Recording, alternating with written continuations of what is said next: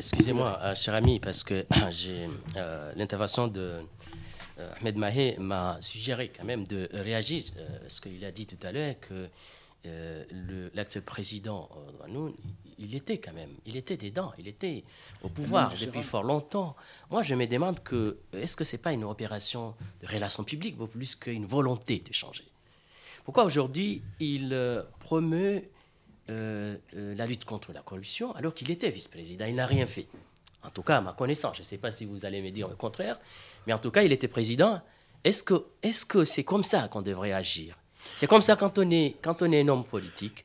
Quand on est ministre, on ne peut pas réagir que lorsqu'on est au sommet. Je pense que c'est une drôle façon d'être responsable. Monsieur Mohamed, je fais... Bon, pour le cas Ikililou, c'est un cas un petit peu exceptionnel. Parce qu'il était fonctionnaire à la PNAC. Donc, il a démissionné de la PNAC pour fonder sa propre pharmacie parce qu'il n'était pas d'accord avec les méthodes de gestion de la PNAC à l'époque. Donc, devenu vice-président, c'est vrai qu'être vice-président, ce n'est pas comme gérer sa propre officine de pharmacie, mais il y a des obligations comme la solidarité gouvernementale qui pouvaient l'amener à ne pas le faire. Donc, je ne peux pas préjuger de ses intentions par rapport à l'action qu'il a menée au sein du gouvernement de Zambie. Ceci étant, il y a dans l'intervention d'Ahmed Mahé une vérité. C'est que le problème qui se pose actuellement ou réellement pour les Comores d'aujourd'hui, c'est de trouver des Comoriens qui aiment les Comores. Parce qu'en matière de densité de cadres, les Comores sont loin devant beaucoup plus de pays africains. Tout à fait. Mais nous avons le malheur d'avoir des cadres qui n'ont aucun amour élémentaire. Comment expliquez-vous ce manque d'amour? C'est dû à quoi? Bon, peut-être Moussa pourra... Moussa est bien placé en tant que sociologue de mener une étude là-dessus.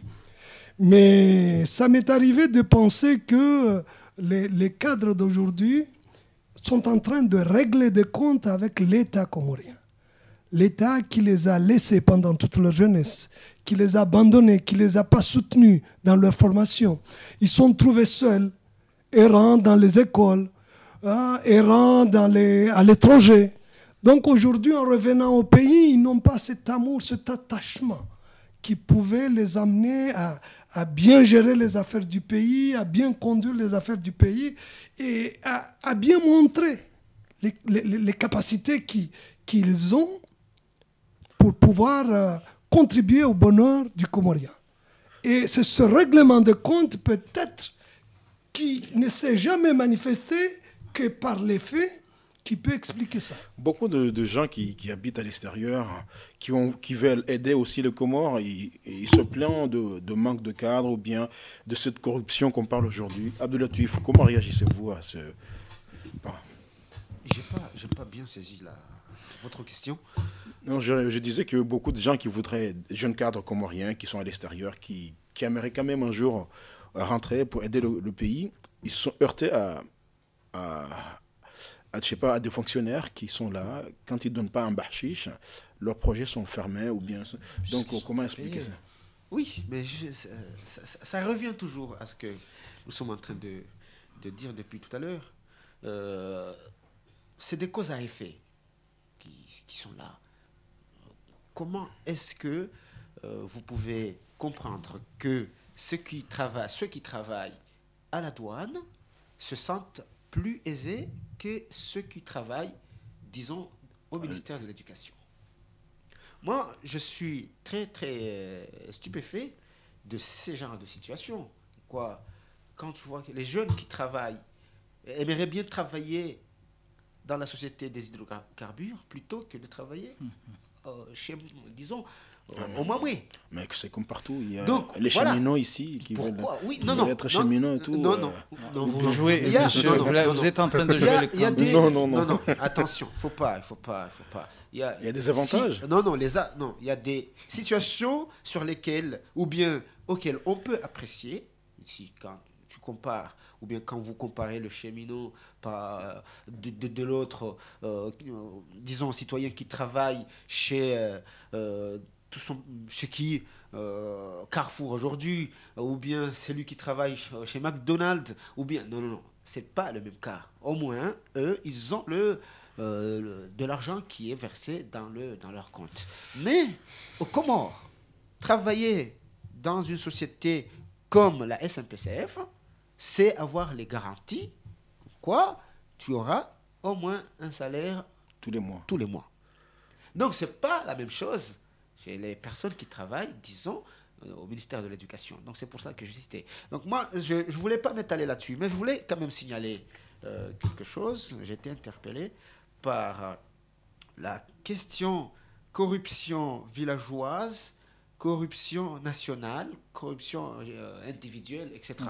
Vous savez qu'aux Comores, bien sûr, et je pense que le seul Ali Soali, il était le seul à comprendre, à jouer un peu de la sociologie des Comoriens, comprendre bien la société comorienne. Savoir que le Comorien, on aime bien trop se présenter selon nos familles descendants de tel ou de Mahamé, de région de Wachili. Donc, spécialement, faut parler de la grande région Lombardini. On aime bien. De toute façon, pas se démarquer, mais être connu selon, descendant de tel ou tel. Pourquoi je dis cela? Parce que ça a été vrai quand vous avez posé la question, est-ce que la corruption, elle est aussi vue d'une cadre ou bien incitée par des cadres villageois? Moi, je pense que oui. On a vécu ça. Jeunes que nous soyons aujourd'hui, on vit cela. C'est-à-dire, certains sont reprochés de ne pas pouvoir, ne serait-ce qu'inscrire leurs enfants en école privée. Pourquoi? Alors qu'ils sont des fonctionnaires, ils travaillent, ils sont des enseignants, ils travaillent. Donc, cela, moi, quand j'ai vu Monsieur le Président inviter Seyed Hassan, Seyed Hachim Foumouni, inviter les Ashraf, les anciens ministres, et aussi d'autres générations, les inviter à Beti Salam pour aller parler de la lutte contre la corruption, moi je me suis dit, mais attends, est-ce que c'est une bonne méthode déjà? Parce que toutes les répliques qui ont été produites sur place, ça peut aller contre même cette politique de corruption. Parce que c'est Hassan qui disait, mais écoutez, si nous voulons des actions, si demain vous nous appelez pour ne pas nous dire que nous avons arrêté tel ou tel, nous avons saisi tel ou tel et tel, alors là, nous n'allons pas revenir ici, Monsieur le Président. Donc je suis en train de dire que, attention, il ne faut pas jouer avec la communication. Je pense, est-ce que l'essentiel, c'est de dire que nous luttons contre la corruption ou de pratiquer tout simplement donc, cette politique. Pour changer, c'est-à-dire, je vais donner un tour de parole. Qu'est-ce qu'il faut faire pour lutter contre la corruption? J'ai indiqué tout à l'heure, vous savez, on pourra refaire ce tour, chacun donner son point de vue sur la meilleure façon de lutter contre la corruption. Mais avant d'arriver à ce sujet, je voudrais reprendre mon aîné ici présent, M. Chafiou, sur l'amour patriotique des Comoriens. Je n'en mettrai pas en doute. Nous aimons ce pays. Je ne connais pas un Comorien qui ne parle pas des Comores à tout vent, à Châtelet, à je ne sais pas où. Partout où on se trouve, on est expert en politique, en tout. Mais comment? Ce qui manque à notre pays, c'est un engagement. Nous nous satisfaisons, comment on dit, on a l'impression que parce que j'ai écrit sur Internet, donc je lutte pour mon pays. Parce que je dis ce que je veux sur le web, je suis un patriote. Non. Vous dites ce que vous voulez sur le web, mais on demande un peu plus d'engagement pour ce pays. La seule chose que, si j'avais une prière, disons, parce que la volonté, le mécanisme, l'expertise, je pense que au mètre carré, le pays regorge des jeunes formés, diplômés, surdiplômés, en doctorat, en tout ce qu'on veut. La seule chose qui nous manque, c'est l'engagement pour ce pays. On aime, parce qu'on peut aimer quelqu'un sans s'engager. Nous, on aime ce pays, mais on ne veut pas se sacrifier pour ce pays. Donc pour vous, la lutte contre la corruption, c'est de s'engager politiquement ou de façon citoyenne? Peu importe les modalités d'engagement, mais il faut s'engager. C'est-à-dire s'engager, c'est de ne pas laisser perdurer cette situation. Parce que nous, on est en train de dire, vous savez, moi, si je dis ça à un jeune frère qui se trouve au pays, ou même ici, il me dit, mais Ahmed, d'autres nous l'ont raconté, ces histoires. Mais quand ils sont arrivés, qu'est-ce qu'ils ont fait? Ils ont fait autant. Je vais faire une petite démonstration. On a parlé des cadres. Mais on peut parler aux plus petites échelles.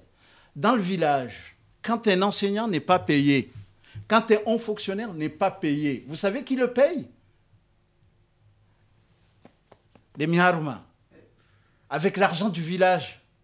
On lui donne de l'argent pour nourrir sa propre famille. Et vous croyez que cette personne restera fidèle à ses engagements, restera fidèle à cette optique qui consiste à dire « ce pays a besoin de moi de matin, midi et soir, et que je dois le faire pour moi, mais je dois le faire aussi pour ceux qui vont venir ». Non. Nous, on est là, on est tranquille. Vous, vous avez votre travail, moi, je travaille, chacun à son poste. On pourra discourir sur le pays parce qu'on l'aime. On va en parler pendant des années, mais la seule chose qui nous manque, c'est l'engagement. Mais il y a beaucoup qui sont engagés, mais qui sont en cours de route, sont désengagés. Je prends l'exemple, par exemple, des gens de la SEG, du Front démocratique. Non, monsieur. Le Front démocratique s'est dévoyé. Vous savez, s'il y a quelque chose de pur qui est arrivé à notre pays, historiquement, ces gens-là ont tué l'espoir. Avant, les étudiants pensaient que ESSEC, Front démocratique, c'était aller une perspective pour la génération future. Que si ces gens-là restaient intègres jusqu'au bout, ils auraient pu nous entraîner. Moi, je n'ai jamais été à l'ESSEC. J'étais à l'ESSEC, l'école l'ESSEC, mais je n'étais pas à la SEC. Bon, ces gens-là, s'il y a vraiment, je ne veux pas utiliser des gros mots, mais je ne veux pas être grandiloquent, mais franchement, ce qu'a fait le Front démocratique, c'est la pire des choses qui a pu arriver à notre pays. Parce qu'ils ont carrément, pour moi, ils ont carrément tué l'espoir et même la volonté d'engagement des jeunes Comoriens. Monsieur, comment réagissez-vous? Abdoulatif? Là, je suis tout à fait d'accord. Je suis tout à fait d'accord. Je sais que l'action menée par les anciens militants du Front démocratique a été quand même néfaste et a brisé tous les élans des générations présentes et des générations futures. Mais cela ne suffit pas. Cela ne suffit pas parce qu'il y avait pas mal de gens qui n'étaient pas au sein de la SEC et qui auraient pu prendre le flambeau. Ce qui n'est pas le cas, donc on ne peut pas dire que les mots qui rongent aujourd'hui le pays viennent tout simplement du Front démocratique. Bon, la vérité aujourd'hui, c'est que ce n'est pas tout ce qu'on a dit, ce sont les notables qui ont fait ceci, les notables. Tout ça, je suis tout à fait partagé. Je crois fermement qu'il y a un manque d'amour et d'engagement. Parce que quand il y a un amour de raison, cela peut amener à l'engagement. Mais comme cet amour-là n'existe pas, c'est ça qui a fait qu'il n'y a plus d'engagement. Là aussi où je suis d'accord, c'est que vous savez que les Comores, ça ne fait que 2200 km². Ça ne fait que 800 000 habitants, moins que la ville de Marseille. Donc, trouver une dizaine de personnes pour remettre ce pays à réglo, je suis sûr qu'on peut faire cette lutte, qu'on peut mener cette lutte. C'est le nombre de ministres du gouvernement qui loue. Espérons que... Bon, déjà, bon, on a déjà... Oui, déjà on a parlé du choix des ministres. Bon, je n'irai pas parler des autres, je parlerai du ministre de chez moi, puisque vous indiquez les gens, vous avez tout à l'heure indexé le Hamamé. Donc je vais parler... Bon, quand je prends l'exemple de Mohamed Ali, qui est l'homme fort de ce gouvernement, il a passé 12 ans au ministère de l'Agriculture, de 1978 à 1989. D'abord en tant que conseiller, en tant que directeur général, en tant que secrétaire d'État et puis ministre. Il a disposé pendant 12 ans de 12 milliards. C'est le budget du ministère de l'Agriculture pendant ces 12 années. Il a disposé des cadres. Puisque s'il y a des ministères à part l'éducation nationale où il y a le plus de cadres, c'est le ministère de l'Agriculture. Excusez-moi, juste une précision. 12 milliards en 12 ans ou 12 milliards 12 par milliards an? en an, en 12 ans. Bon. Est-ce que quelqu'un peut me donner une action symbolique de ce ministère de l'Agriculture ou de la production, peu importe le nom que l'on veut le donner? Est-ce que les CFADER, et les CADER? Oui, tout ça, bon, il y a eu CFADER et CADER, mais qu'est-ce qu'ils ont produit? Qu'est-ce qu'ils ont apporté réellement pour le pays, mis à part les noms? Les patates, tomates, tout ça. Non. Donc, parce que même les cocotiers, aujourd'hui, ne sont plus productifs. On a vu que des cadres qui sont partis du ministère comorien de l'Agriculture, qui travaillent aujourd'hui à Mayotte, deviennent de plus en plus rentables, alors qu'ils étaient aux Comores et ne produisaient rien. Alors, me dire que celui-là même qui, dans sa profession, a été incapable de faire quelque chose, aujourd'hui, au ministère des Finances, j'aimerais bien voir. Peut-être les hommes changent, hein. Monsieur Moussadi Djamal. C'est-à-dire, Abdelatif, je ne sais pas, on va clôturer cette thématique. Je vous laisse brièvement pour conclure un peu par rapport à la lutte contre la lutte contre la corruption. Et pour passer je voulais d'abord dire que accepter que le débat n'est pas de mener un débat pour ou contre le Front démocratique, mais je voulais quand même préciser quelque chose, que le Front démocratique, si aujourd'hui il contribue, il a contribué tout simplement à cette situation nauséabonde du pays, je trouve que c'est juger le parti très sévèrement. Ce n'est pas aussi tenir compte quand même des réalités en face desquelles le parti a fait durant l'histoire du pays. C'est le seul parti, d'ailleurs, qui a été organisé. Et peut-être c'est pour cette raison que vous dites que, voilà, il a contribué à ça, parce que ça incarne l'espoir. Si aujourd'hui incarne le désespoir, oui, tout à fait. C'est là où je vous rejoins. Tout à fait. Voilà. Donc, ceci tend à dire que ce parti, moi, je suis d'ailleurs je suis membre du parti Front démocratique. Donc, je ne cache pas tout à fait mon étiquette. On ne peut pas s'attarder sur oui, tout à fait. Mais je voulais tout simplement dire que c'est la seule partie avec eux, au féminin, qui incarnait cet espoir en Comores, qui nous enseignait, en tout cas, moi, jeune que j'étais.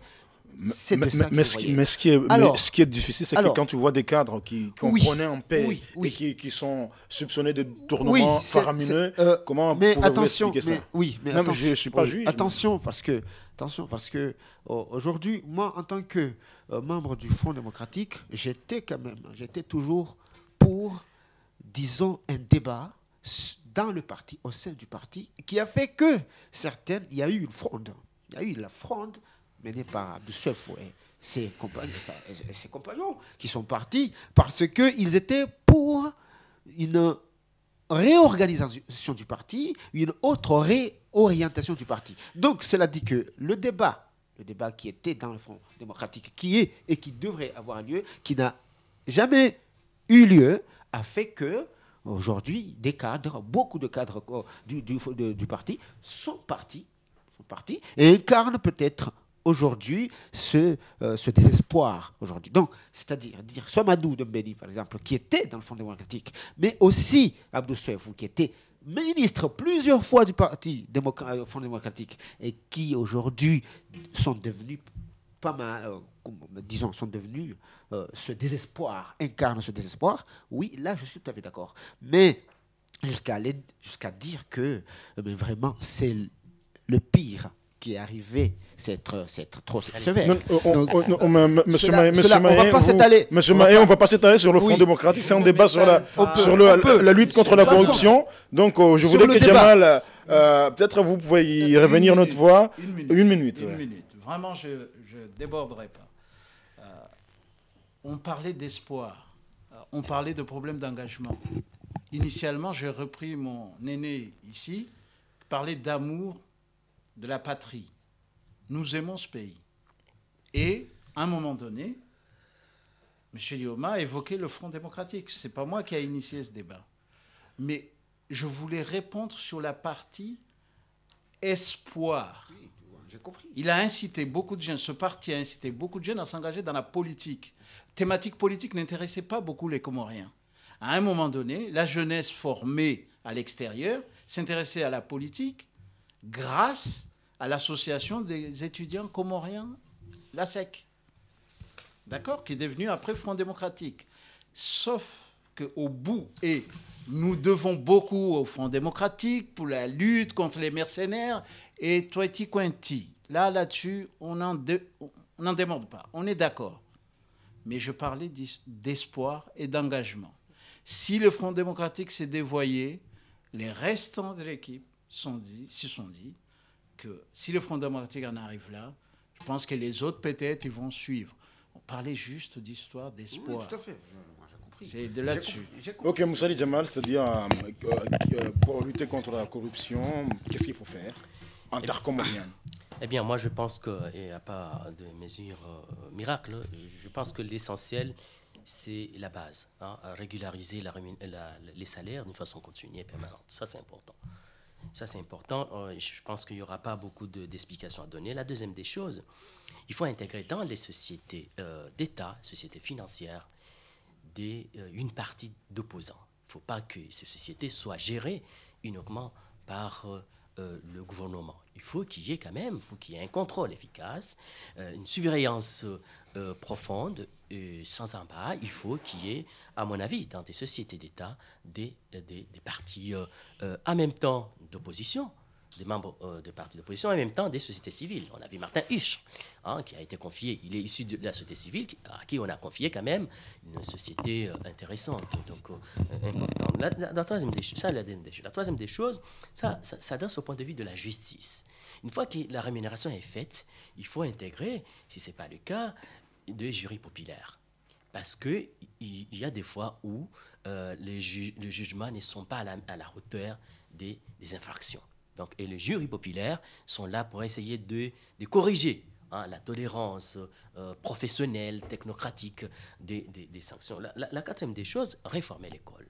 Réformer l'école, comment? Parce que quand même, il y a des corruptions dedans. Et c'est là où on forme les élites, c'est là où se forme, se prépare l'avenir du pays et le sérieux des élites. Réformons comment? Non seulement en réformant pour qu'il y ait un programme certain, bien sûr adapté, mais en même temps à créer un comité pédagogique de surveillance comportant à la fois des membres des parents d'élèves, des élèves eux-mêmes, en même temps des professionnels venant de l'extérieur. Je pense que c'est comme cela qu'on peut lutter efficacement contre la corruption. Ok. Non, je voudrais... Une minute. Oui. Je voudrais ajouter un mot.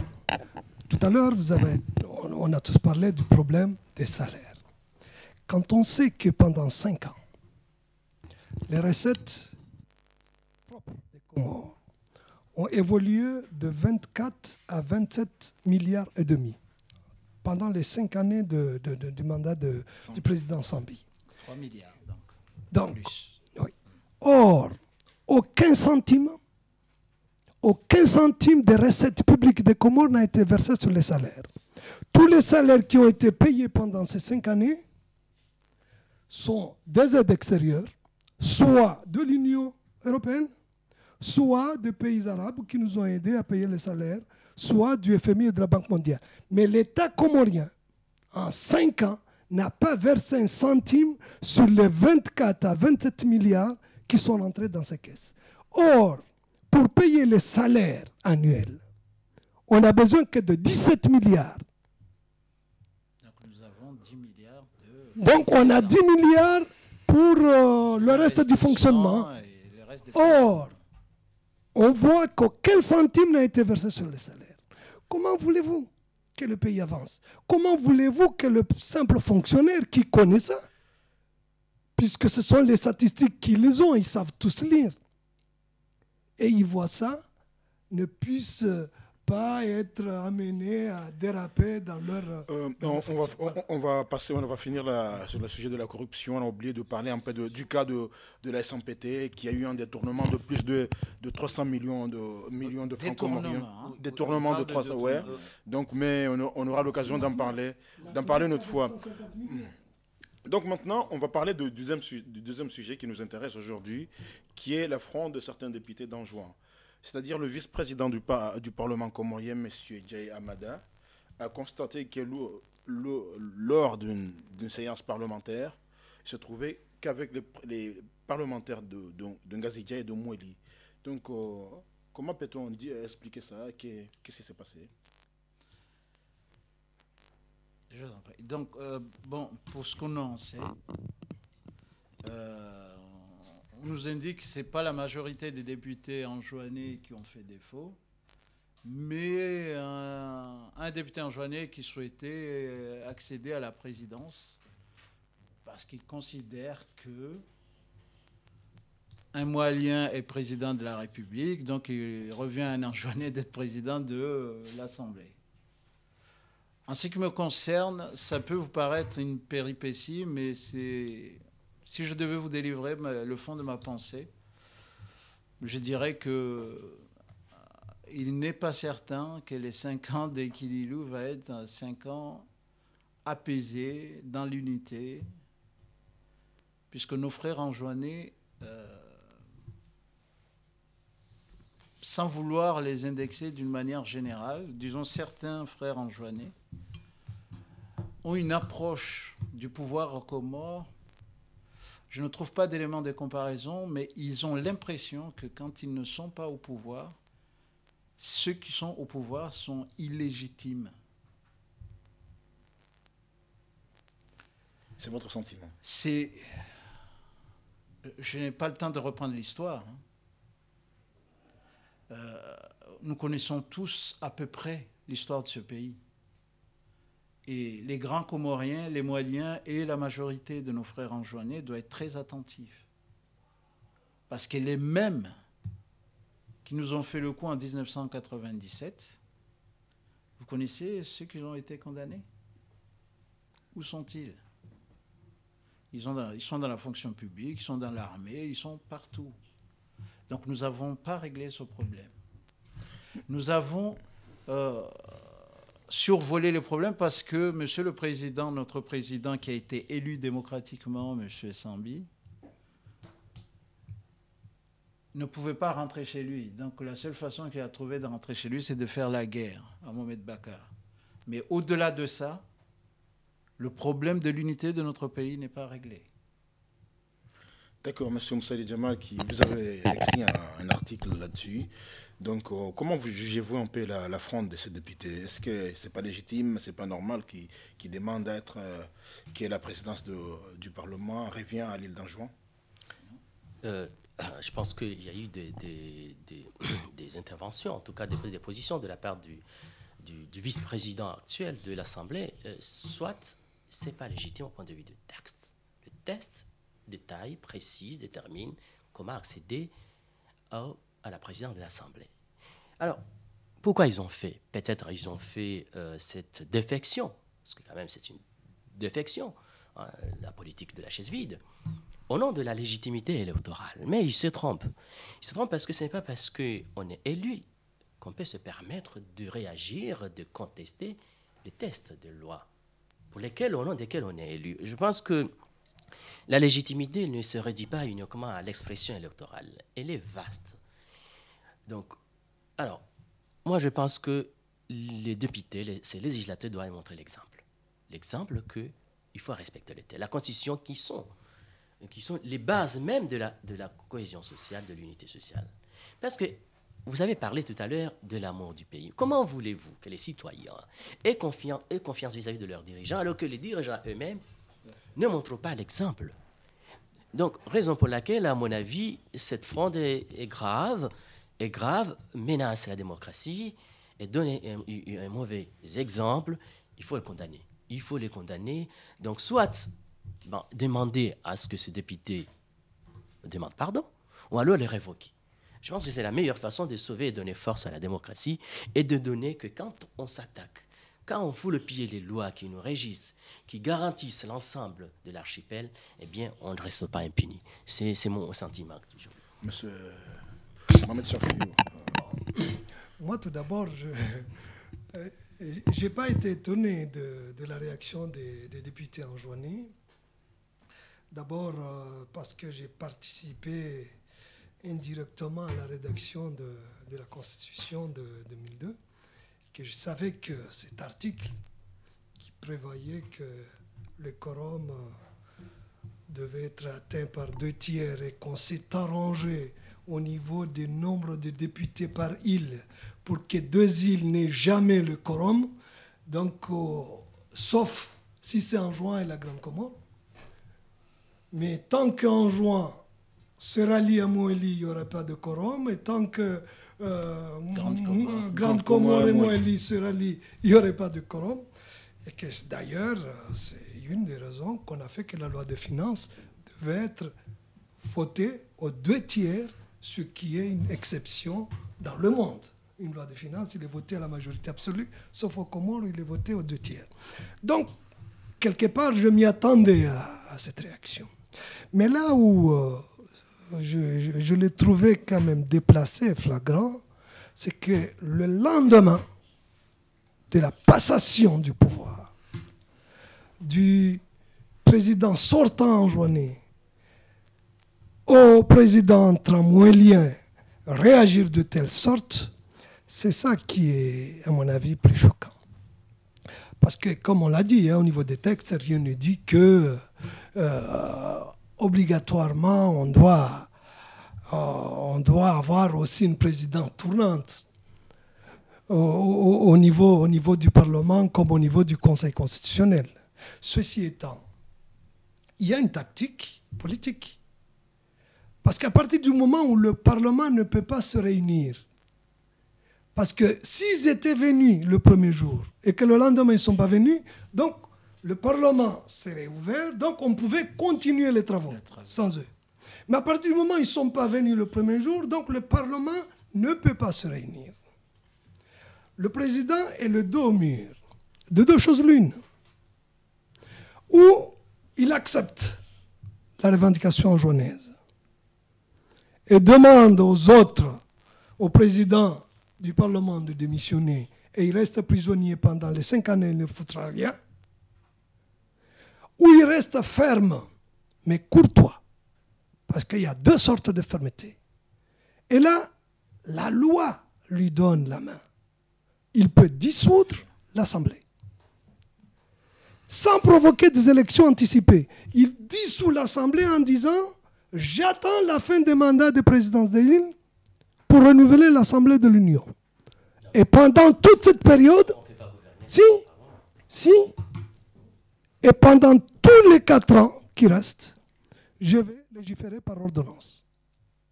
Mais avant d'en arriver là, il faut qu'il l'annonce. Le président Ekililou, il était en juin, il y a quelques jours, il a condamné fermement cette attitude. Donc, peut-être on arrive à une solution. Mais Abdoulatif, quelle est votre réaction par rapport à cette fronde? J'étais parmi surtout, on fait vite parce qu'il nous reste 3 minutes. J'étais parmi ceux qui sont indignes, bien sûr, de cet événement nauséabond. Parce qu'on ne peut pas comprendre que après 1997, aujourd'hui, c'est des députés, quand même, qui défient l'article 21 de la Constitution. C'est marqué, ne parle pas de cette possibilité. C'est-à-dire, aujourd'hui, il y en a qui disent que dans les débats, dans les forums, que c'est une question d'équilibre politique. Mais non. Mais attendez.